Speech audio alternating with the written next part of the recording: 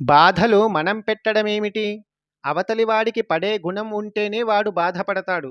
సున్నితమైన తత్వాలకు ఎంత సుఖపెట్టినా ఎక్కడో ఒక లోటు, బాధ కనిపిస్తూనే ఉంటుంది. ఒక బాధ తగ్గిన వెంటనే మరొకటి రావాలి జీవితంలో. దెబ్బలు తిన్న కొద్దీ నిష్ఠ పెరుగుతుంది. శిల్పానికి అందం రావాలి అంటే ఉలి దెబ్బలు తప్పనిసరి కదా! తనను తాను విమర్శించుకోవడం వివేకం. ఇతరులను విమర్శించడం అవివేకం.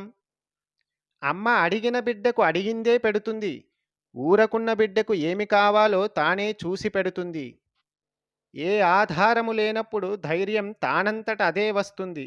అధైర్యమే ధైర్యానికి ఆధారం.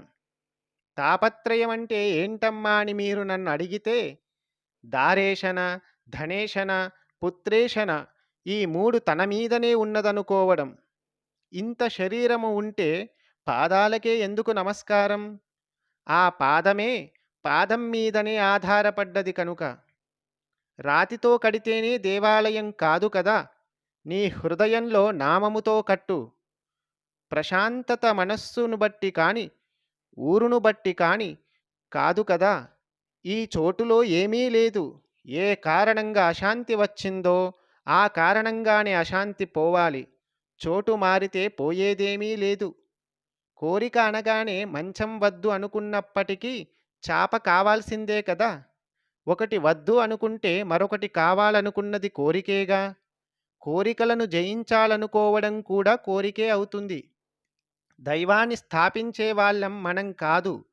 స్థాపించే శక్తి మనకున్నప్పుడు మనమే దైవాలమవుతాము. భగవంతుడు ఏది చేయిస్తే అది చేస్తాను, ఏమి తోపిస్తే అది చేస్తాను, తోచేటట్లు చేసేది కూడా భగవంతుడే కదా! దేనికి పనికి వచ్చేవాళ్ళు దానికి పనికి వస్తారు. ఎవరు ఎందుకు ఉపయోగపడాలో అందుకు ఉపయోగపడతారు. వీడు ఒకదానికి పనికి వస్తే మరొకడు మరొకదానికి పనికి వస్తాడు. మన శరీరంలో ఉన్న అవయవాలు ఒకటి చేస్తున్న పని మరొకటి చెయ్యగలదా? ఇందులో అన్నీ మనకు అవసరమే. అలాగే అందరూ మనకు అవసరమే. సర్వకాల సర్వావస్థలయందు నడిచేవి ఉచ్ఛ్వాస నిశ్వాసాలు. శ్వాసను కుంభిస్తే అది ప్రాణాయామం అవుతుంది. శ్వాస పైకి పోయినప్పుడు, కిందకి వచ్చినప్పుడు నోటిలో అక్షరాలు ఉచ్చరిస్తే అది మంత్రధారణ అవుతుంది. ఊరికే జరుగుతున్న శ్వాసను గమనిస్తే దానిని అజపగాయత్రి అంటారు. మనస్సును లీనం చేసేది తపస్సు. సర్వం తెలుసుకున్నవాడు స్థితప్రజ్ఞుడు. విధి అనేది వర్షం లాంటిది. కొందరికి అనుకూలంగా ఉంటుంది, కొందరికి ప్రతికూలంగా ఉంటుంది. ఇలాంటి సందర్భంలో కర్తవ్యమే భగవంతుడు. నేనేమీ చదువుకోలేదు. పొయ్యి, చీపురు, రోలు, రోకలి, కత్తిపీట ఇవే నా వేదాలు. పంచమవేదం చేట. త్రిగుణాలు ఉప్పు, కారం, పులుపు. నన్ను సుఖపెట్టేవాళ్ళు ఎవరైనా ఉన్నారనుకుంటే బాధ పెట్టేవాళ్ళు ఉన్నారనుకుంటాను. నన్ను ఎవరూ బాధ పెట్టలేరు. బాధ అనిపిస్తే కదా సహించడం. బాధపడని వాళ్ళని ఎవరు బాధ పెట్టగలరు? అన్నీ నేను కల్పించుకున్నవేగా అనిపిస్తాయి. బాధే లేకపోతే బ్రతకడం అనవసరం. బాధలు రావటానికి మార్గం ఉన్నప్పుడు పోవడానికి కూడా ఉంటాయి. నీకు బాధలు ఎవరిచ్చారో వాళ్ళే ఆ ముక్తిని కూడా కల్పిస్తారు. దానికి సమయం రావాలి అంతే. నేను దేనికోసం ఏమి చేసింది లేదు. ఆరాధన కూడా ప్రత్యేకంగా దైవం ఒక దాంట్లో ఉన్నాడని ఆరాధించలేదు. మీ అందరినీ ఆరాధించడం, మీరందరూ దైవం అనుకోవడమే నా పని. ఆ చిక్కుల గురించి నాకేం తెలుస్తుంది నాన్న? తెలిసింది ఒక్కటే, ఏది ఎట్లా జరగాలో అట్లా జరుగుతుంది. మన ప్రయత్నమేమీ లేదు. మానవ ప్రయత్నానికి ప్రయత్నం కల్పించే శక్తి మరొకటి ఉందని, అది ఎట్లా చేయిస్తే అట్లా నడుస్తామని నా నమ్మకం. అన్నీ ఆచరించేవాడికి ఏదీ అవసరం లేదు కానీ, ఏదీ ఆచరించలేని మనకు ఇవన్నీ అవసరం ఏముందిలే అని తీసెయ్యకూడదు. ప్రతీదీ చెయ్యాల్సిందే. చచ్చినవాడు తింటున్నాడో లేదో మనకు తెలియదు కదా! పెద్దలందరినీ తలుచుకొని ముద్ద అన్నం అగ్నిహోత్రంలో వేసి మనం తినడం చచ్చిన వాడి కోసం కాదు. ఇది బ్రతికి ఉన్నవాడు తన ధర్మం మరవకుండా చేసే కర్మయే అని గ్రహించాలి. తెలిసినా తెలియకపోయినా, చూసినా చూడకపోయినా, నమ్మినా నమ్మకపోయినా, బంధాలు, ద్వంద్వాలకి ఆధారమైన శక్తి ఒకటి ఉందని, సర్వము తానే జరుపుకుంటాడని తెలుసుకోవాలి.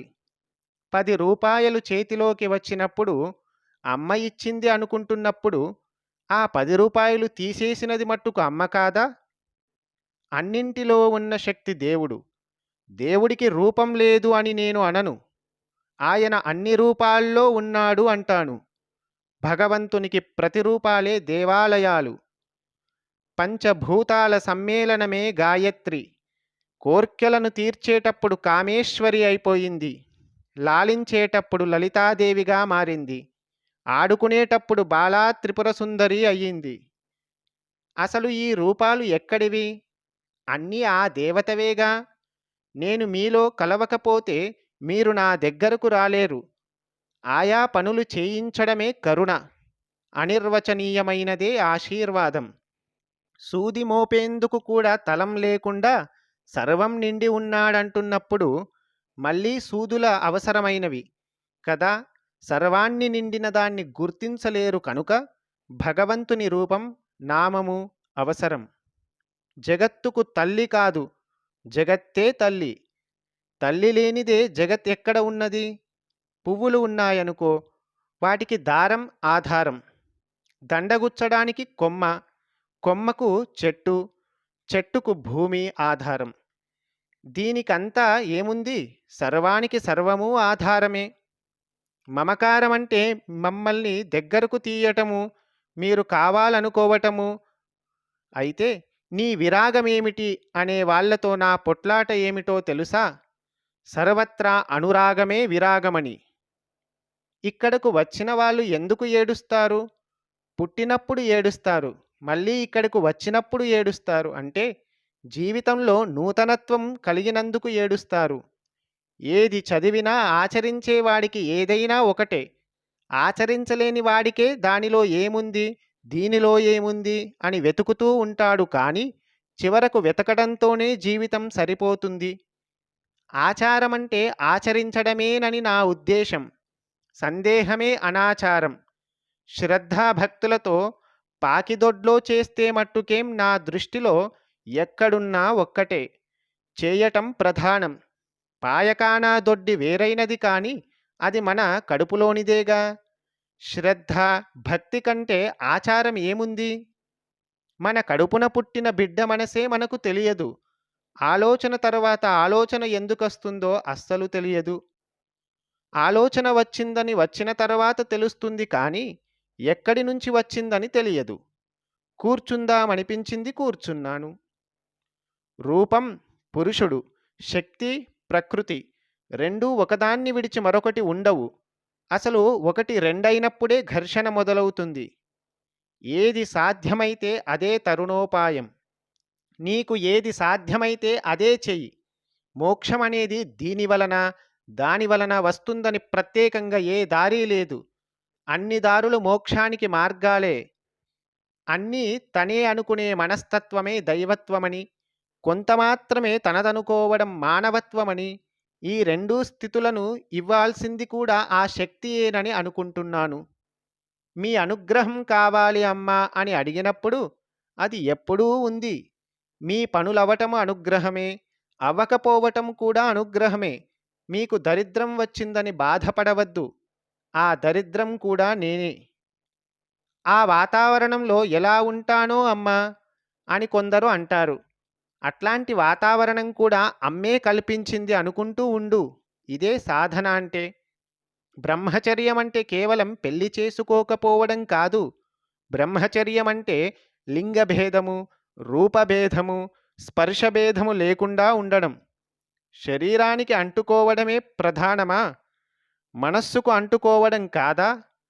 మనసు క్షాళనం కాకుండా, మనసులో బ్రహ్మచర్య స్థితి ఏర్పడకుండా శరీరాన్ని జాగ్రత్త పెట్టినంత మాత్రాన బ్రహ్మచర్యం అవుతుందా? ఆచరించేవాడికి బైబిల్ అయినా, గీత అయినా, ఖురాన్ అయినా ఏదైనా ఒక్కటే. ఆచరణ లేనివాడికే నిజానికి ఇన్ని పుస్తకాలు, ఇన్ని మార్గాలు